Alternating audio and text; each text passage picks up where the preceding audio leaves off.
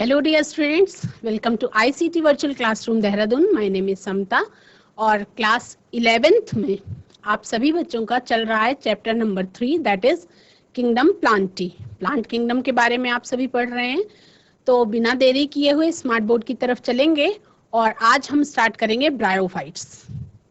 बच्चों, जैसा कि आप सभी को पता है कि क्लास 11th में आपका चल रहा है कौन सा चैप्टर नंबर 3। चैप्टर नंबर 3 है आपका प्लांट किंगडम, यानी कि आपको पौधों के बारे में जानना है। तो हम लोग अभी तक पढ़ चुके हैं क्लोरोफाइसी, रोडोफाइसी और फियोफाइसी के बारे में, जो थे क्या, शैवाल। शैवाल किस में आते थे? थैलोफाइटा में, जिनमें कैसा थैलस का स्ट्रक्चर पाया जाता था। ठीक है, अब आप सबको ये चीज पता है कि सर आर.एच. विटेकर थे, एक साइंटिस्ट थे sir R H. Whittaker. Sir R H. Whittaker ने क्या किया था, जो किंगडम्स थे, ठीक है, उनको प्लांट किंगडम को ही, मतलब जितने भी पौधों की कैटेगरी में रखे गए, उनको सबको 5 वर्गों में विभाजित कर दिया, 5 किंगडम में क्लासिफाई कर दिया। लेकिन किस आधार पे किया? उनको विकास के बढ़ते क्रम में सेट कर दिया गया। तो पहला जो सबसे सिंपलेस्ट थे उनको रख दिया गया एल्गी में, शैवाल में, ठीक, थैलोफाइटा। उसके बाद दूसरे आए बच्चों, उनको रख दिया उन्होंने ब्रायोफाइटा में।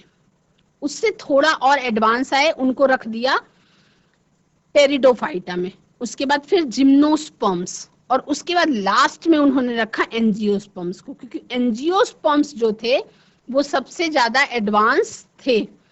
जैसे एंजियोस्पर्म्स और एनिमल किंगडम में आप ये समझ लो कि जैसे इंसान एकदम एडवांस है ना। तो इस तरह से डिवाइड की गई कैटेगरी, 5 कैटेगरीज बनाई गई। ठीक, सबसे पहले क्या होगा, देखो, पहले पौधों को 2 कैटेगरी में डिवाइड किया गया, क्रिप्टोगैमस में और फिनरोगैमस में। तो क्रिप्टोगैमस और फिनरोगैमस डिवाइड करने का जो आधार लिया गया, वो एक तो सीड वाले और एक बिना सीड वाले, जिसमें बीज पाए जाते थे और जिसमें बीज नहीं पाए जाते थे। ठीक, उसके बाद फिर उनको भी अलग अलग कैटेगरीज में किया गया। जब जो ये फिनरोगैमस थे, इनको 2 कैटेगरी में कर दिया गया। एक तो ऐसे बीज जिन बीज के ऊपर बीज चोल, सीड कोट पाया जाता था, मतलब बीज किसी कवरिंग के अंदर ढके हुए थे। और दूसरे ऐसे थे जिनमें बीज क्या थे, नेकेड थे, यानी कि बीज के ऊपर कोई आवरण नहीं पाया जाता था। तो जिस पर कोई आवरण नहीं था वो था जिम्नोस्पर्म, और जिस पे आवरण था वो था एंजियोस्पर्म। ठीक, दोनों एडवांस। और जो टेरिडोफाइटा थे वो, और ब्रायोफाइटा, तो देखो ब्रायोफाइटा जो है वो कड़ी, वो बीच में, वो ना तो एडवांस में कहे जाएंगे और ना वो लोअर प्लांट्स में कहे जाएंगे, वो बीच बीच। जैसे आपका जंतुओं की जब हम बात करें तो जैसे मेढक होता है ना, मेढक, फ्रॉग, फ्रॉग क्या है, एम्फीबियन है, वो जल चर भी है और थल पे भी रहता है, यानी उभयचर प्राणी है, एम्फीबियन है। वो जल में भी रहता है और अपना थल पे भी, जमीन पे भी रह सकता है। मतलब उसको ये है कि दोनों, उसको अपनी लाइफ साइकिल पूरी करने के लिए दोनों प्रकार के निवास स्थान की जरूरत हो, वो क्या कहलाएगा, उभयचर। ठीक, इसी तरह से आज हम बात करेंगे डिवीजन ब्रायोफाइटा के बारे में। हमने एल्गी के बारे में बहुत अच्छी तरह से डिस्कस कर लिया है, आज हम बात करेंगे डिवीजन ब्रायोफाइटा के बारे में। ब्रायोफाइटा के बारे में क्या है, पहली ही लाइन लिखी हुई है, known as amphibians of plant kingdom. अब केवल इस इतनी सी लाइन का क्या मतलब है?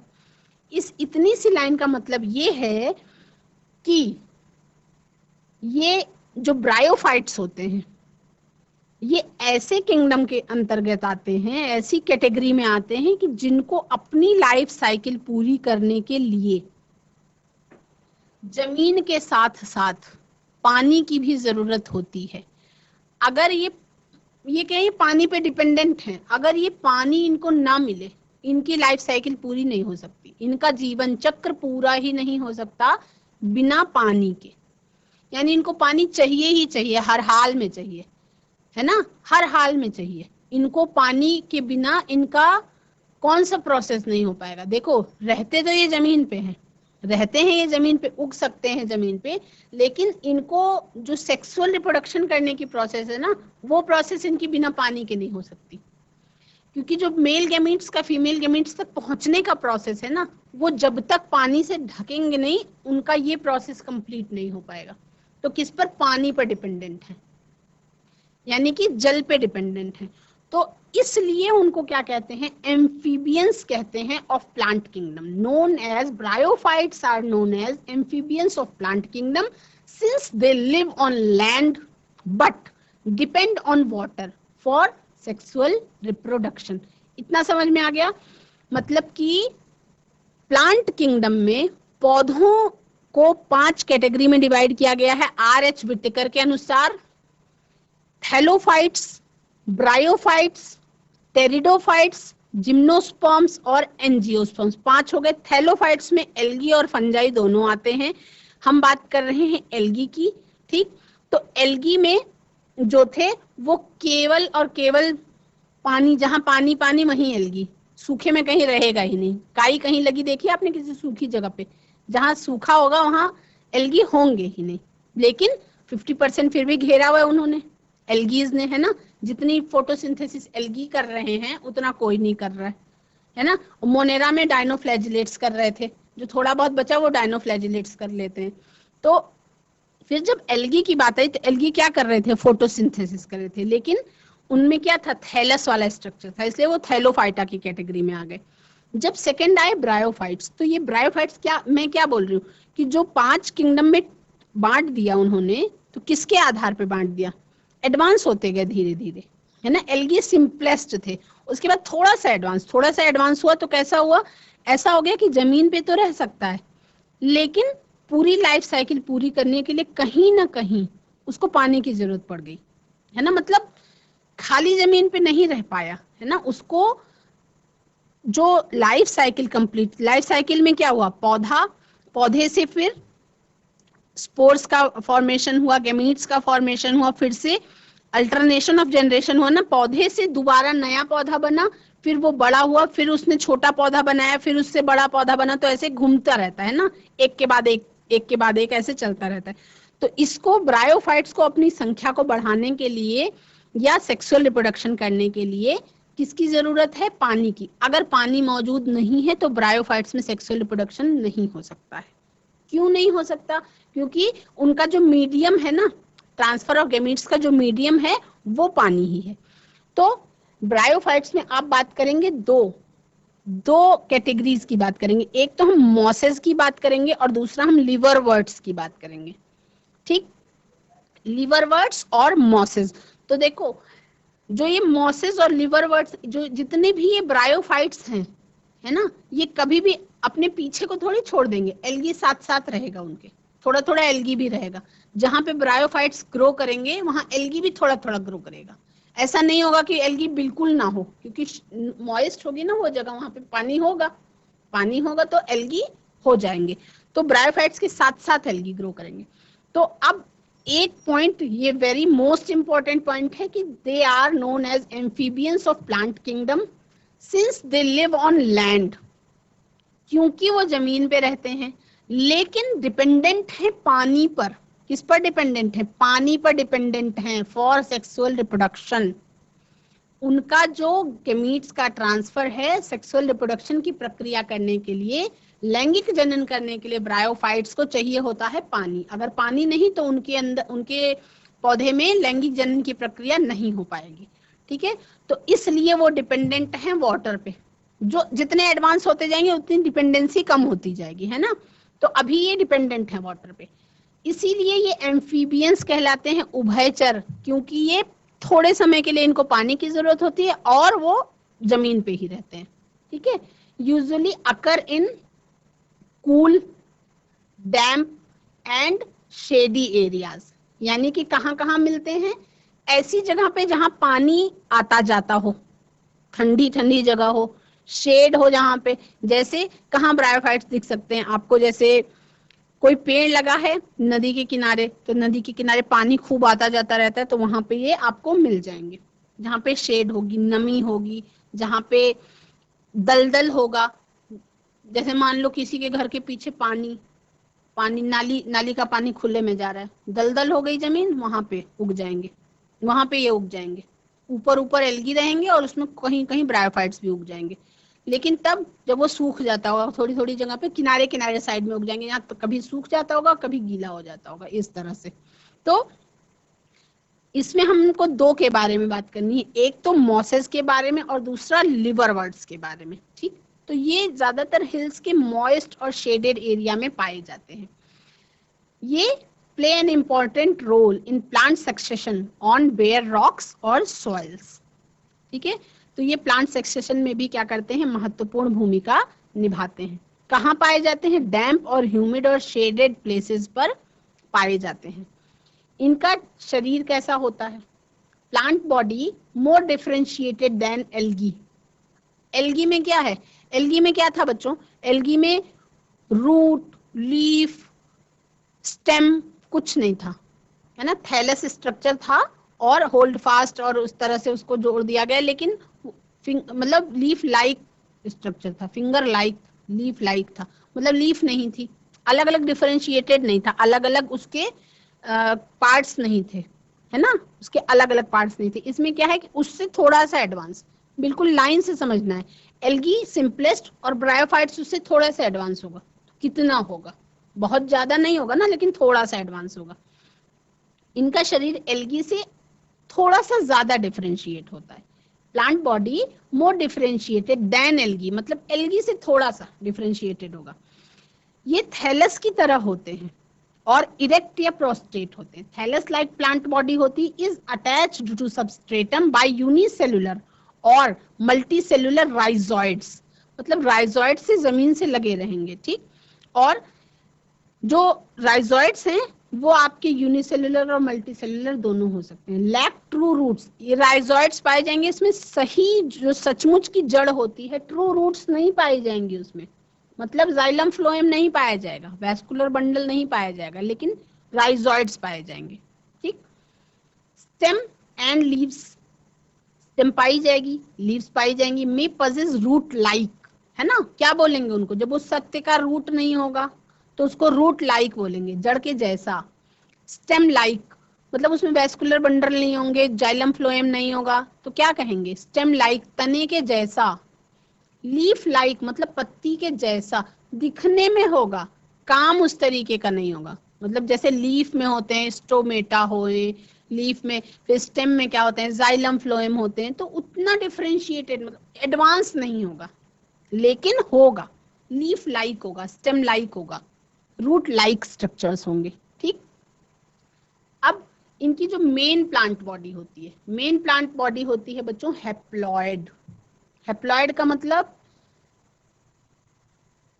क्या, क्रोमोसोम्स का नंबर होगा n। अब हैप्लॉइड होगा तो हमेशा क्या हैप्लॉइड बॉडी स्पोरोफिटिक हो सकती है, क्या जो हैप्लॉइड बॉडी होगी वो स्पोरोफिटिक हो सकती है, या डिप्लॉइड बॉडी गैमेटोफिटिक हो सकती है। कंफ्यूज हो जाते होंगे आप लोग, है ना, उसको याद करने का एक तरीका है, आप लर्न कर सकते हैं। देखो, आप लिखो डिस्पो और आप लिखो गाहा, ये दो शब्द आपको लर्न करने होंगे। अगर आप ये दो शब्द लर्न करते हैं तो आप कभी कंफ्यूज नहीं होंगे। गाहा का मतलब गेमिटोफाइट जो होगा वो हैप्लॉइड होगा, गेमिटोफाइट जो होएगा वो हैप्लॉइड होएगा।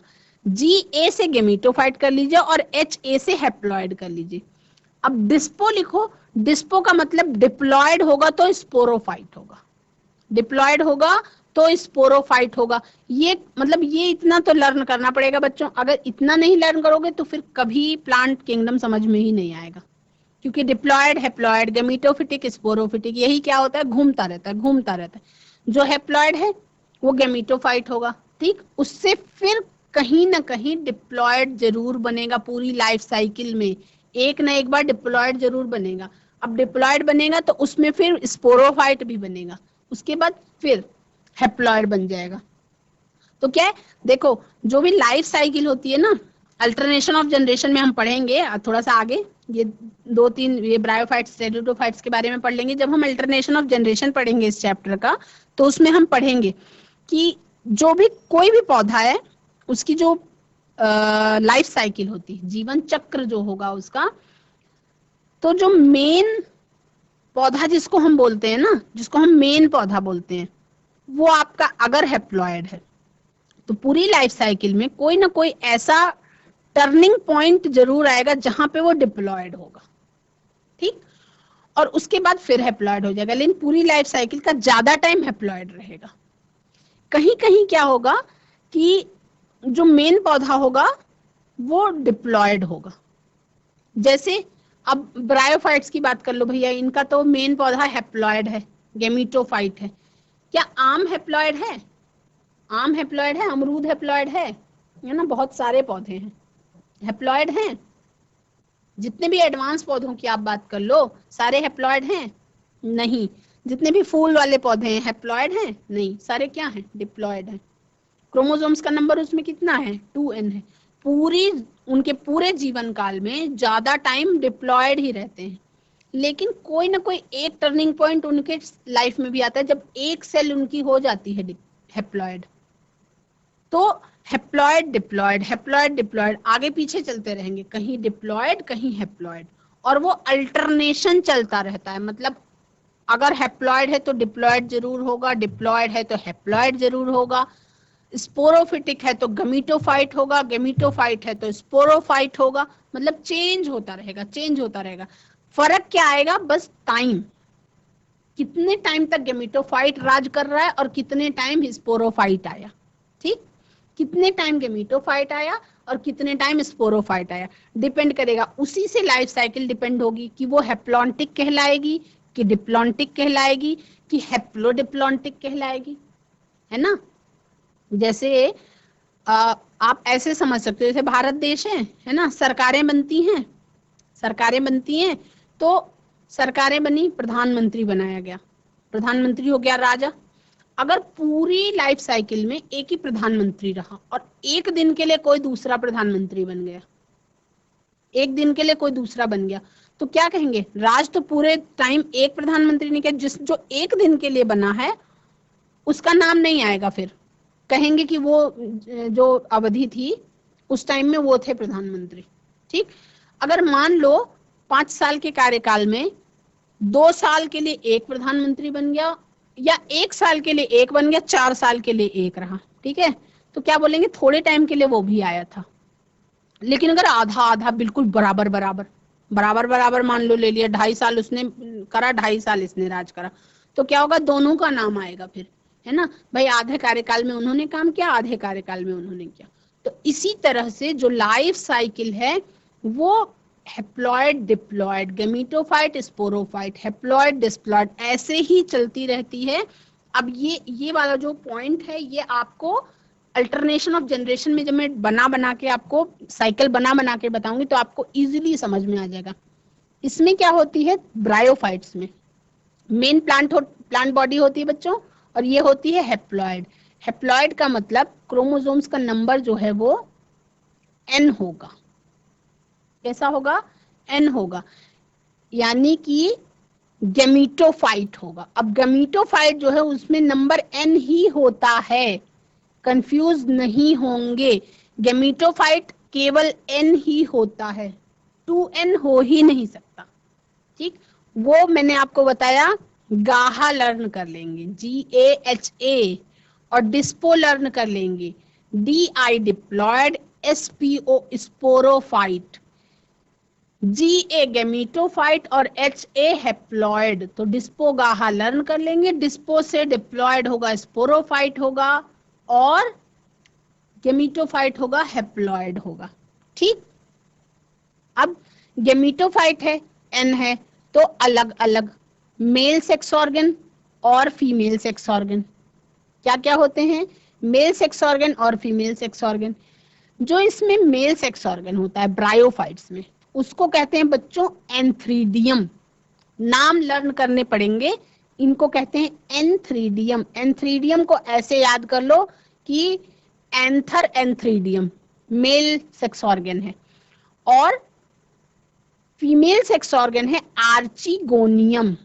आर्चिगोनियम तो ऐसे कह लो कि भाई कहने में सुंदर ज्यादा लग रहा है, आर्चिगोनियम। आर्चिगोनियम वो एंथ्रीडियम है, ये आर्चिगोनियम है, ठीक। आर्चीज आर्चिगोनियम है ना, सुंदर सुंदर कार्ड्स मिलते हैं जहाँ पे वो आर्चीज गैलरी और वो आर्चिगोनियम फ्लास्क शेप्ड स्ट्रक्चर होता है और ब्रायोफाइट्स का फीमेल सेक्स ऑर्गन कहलाता है आर्चिगोनियम, ठीक। अब जो एंथ्रीडियम है वो प्रोड्यूस करते हैं एंथ्रोजॉइड्स, एंथ्रोजॉइड्स का प्रोडक्शन करते हैं, और आर्चिगोनियम प्रोडक्शन करते हैं सिंगल सेल का, ठीक। अब यहां तक तो ये जमीन पर चल रहे थे, यहां तक तो जमीन पर थे, है ना। अब इसके बाद अब आगे नहीं कर सकते, अब इनको पानी की जरूरत पड़ गई। अब जैसे ही पानी आया, जब पानी उनको मिला, तब इन्होंने अपने एंथ्रोजॉइड्स को, जो कि बाइफ्लैजिलेट थे, जिसमें 2 फ्लैजिला पाए जा रहे थे, 2 फ्लैजिला, तब रिलीज किया ब्रायोफाइट्स ने। Released in water come in contact with egg. अब जब ये रिलीज किए गए बाइफ्लैजिलेट, तो फ्लैजिला की हेल्प से वो तैर के पहुंच गया एग के पास, और उसके बाद फिर क्या हुआ, फर्टिलाइजेशन हुआ। फर्टिलाइजेशन हुआ, फ्यूज टू फॉर्म जाइगोट। जो एंथ्रोजॉइड्स थे वो सिंगल सेल के पास पहुंच गए और जाइगोट बनाया। अब जाइगोट कौन सी कैटेगरी है, जैसे ही जाइगोट बना, जाइगोट बना तो क्या ये हैप्लॉइड रह जाएगा, जाइगोट बना तो क्या ये हैप्लॉइड रह जाएगा, क्योंकि एंथ्रोजॉइड तो एन थे, हैप्लॉइड थे, और सिंगल एग जो था ये भी हैप्लॉइड था, तो ये एन था और ये एन था, तो कॉमन एन नहीं होगा भैया, जब एन और एन मिलेंगे तो 2n हो जाएगा, डिप्लॉयड हो जाएगा तुरंत। तो यहाँ पे इसकी जो मेन बॉडी थी ये थी आपकी हैप्लॉइड, गैमीटोफाइट था। तो मैंने आपको क्या बोला था कि आप गाहा लर्न कर लो, गैमीटोफाइट होगा हमेशा हैप्लॉइड होगा, और जैसे ही आपका डिप्लॉयड हुआ, डिप्लॉयड हुआ, जाइगोट फॉर्म हो, जैसे ही डिप्लॉयड हो तो क्या हो गया, डिस्पो हो गया, है ना, डिप्लॉयड हो गया और स्पोरोफाइट हो गया। ये कभी नहीं बदलेगा, ये नियम आपका बिल्कुल चलेगा, यही पूरी 11th 12th पूरी बॉटनी में आपका यही, या जूलॉजी में भी हैप्लॉइड डिप्लॉयड का कॉन्सेप्ट ऐसे ही चलेगा। तो बच्चों आज की क्लास में ब्रायोफाइट्स हम लोगों ने स्टार्ट किया। ब्रायोफाइट्स में मैंने आपको बताया कि जो मेन इसकी बॉडी होती है वो गैमीटोफाइट होती है और हैप्लॉइड होती है, ठीक है। मेल गैमीट्स और फीमेल गैमीट्स रिलीज होते हैं। जो मेल सेक्स ऑर्गन है वो एंथ्रीडियम कहलाता है, फीमेल सेक्स ऑर्गन आपका आर्चिगोनियम कहलाता है, ठीक है। और अपनी लाइफ साइकिल कंप्लीट करने के लिए इसको पानी की जरूरत होती है, इसलिए ये एम्फीबियंस कहलाते हैं ऑफ प्लांट किंगडम, यानी ये उभयचर पौधे हैं जो थल पे रहते हैं पर बिना जल के जीवित नहीं रह सकते। इनकी लाइफ साइकिल पूरी करने के लिए इनको पानी की जरूरत पड़ती ही पड़ती है। आज के सेशन में इतना ही, अगले सेशन में कुछ और कॉन्सेप्ट्स को हम क्लियर करेंगे। That's all for today, have a nice day, take care, bye bye.